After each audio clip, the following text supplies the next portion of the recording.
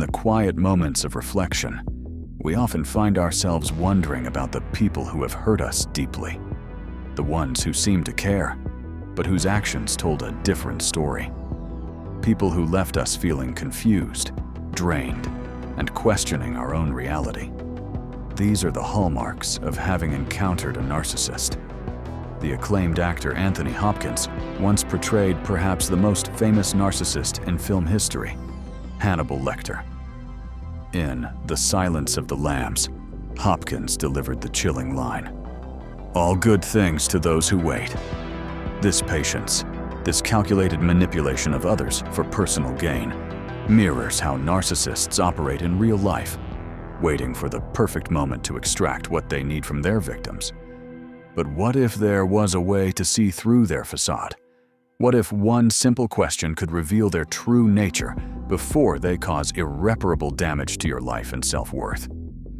Today, we're exploring that question, the one question that can expose a narcissist for who they truly are. This isn't about revenge or manipulation. It's about protection. It's about truth. Narcissists wear masks of charm and confidence. They appear strong, successful, and often mesmerizing.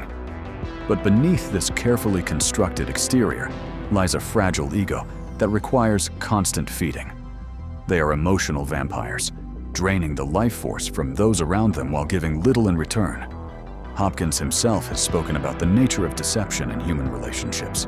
In an interview about portraying complex characters, he noted, "We're all hiding something, aren't we? We're all keeping secrets. And I've come to believe that those secrets and those shadows define us as much as the light does."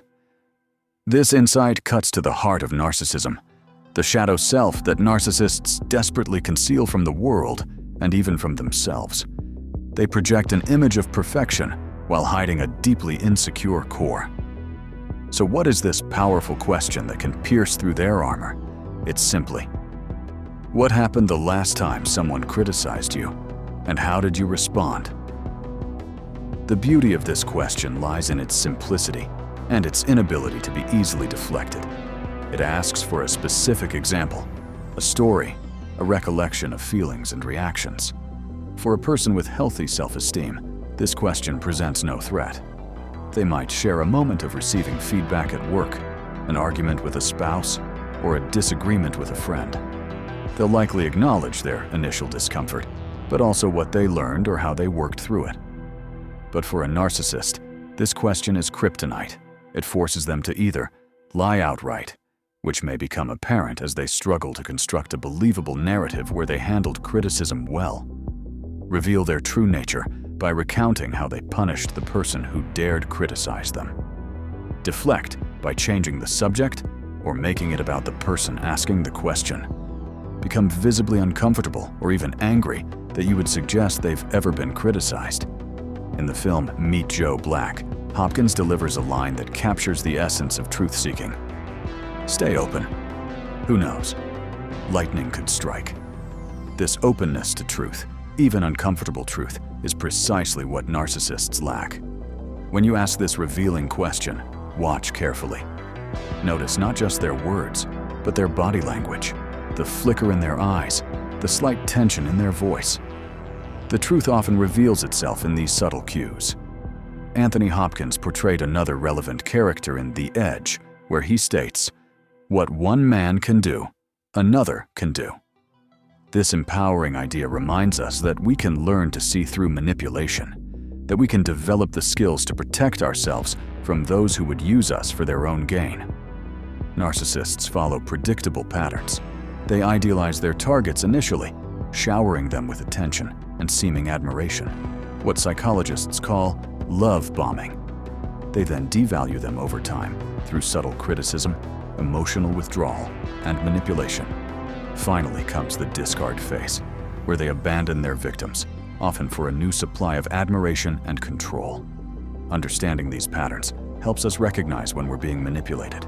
But the question about criticism cuts through all phases of narcissistic abuse by revealing their fundamental inability to handle anything that threatens their grandiose self-image. Hopkins once remarked in an interview about human nature, "We are all flawed. We're all broken. And in that brokenness, there is a strange kind of beauty, because it's what makes us human. This profound observation highlights the stark difference between healthy people and narcissists. While most of us acknowledge our imperfections and work to improve, narcissists build elaborate defenses to avoid facing their flaws. The aftermath of narcissistic abuse can be devastating. Victims often experience what psychologists call narcissistic abuse syndrome, a form of complex trauma that includes symptoms like chronic self-doubt, anxiety, depression, and difficulty trusting others. Recovery requires recognition, distance from the abuser, and often professional support. In Remains of the Day, Hopkins portrayed a character who suppressed his emotions and true self to serve others.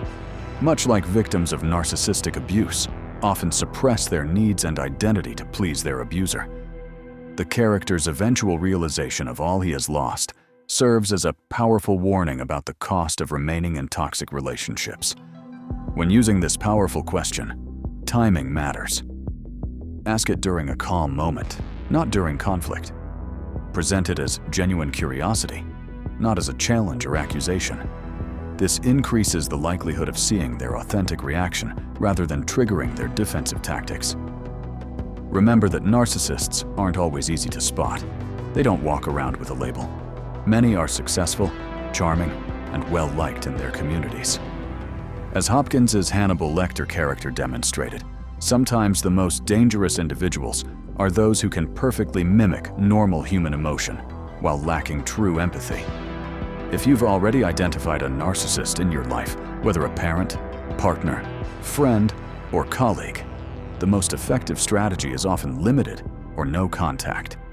Trying to fix or change a narcissist typically leads to further pain and disappointment. They must want to change, and most tragically, their disorder prevents them from seeing any need for change. In The World's Fastest Indian, Hopkins delivered the line, "If you don't follow through on your dreams, you might as well be a vegetable."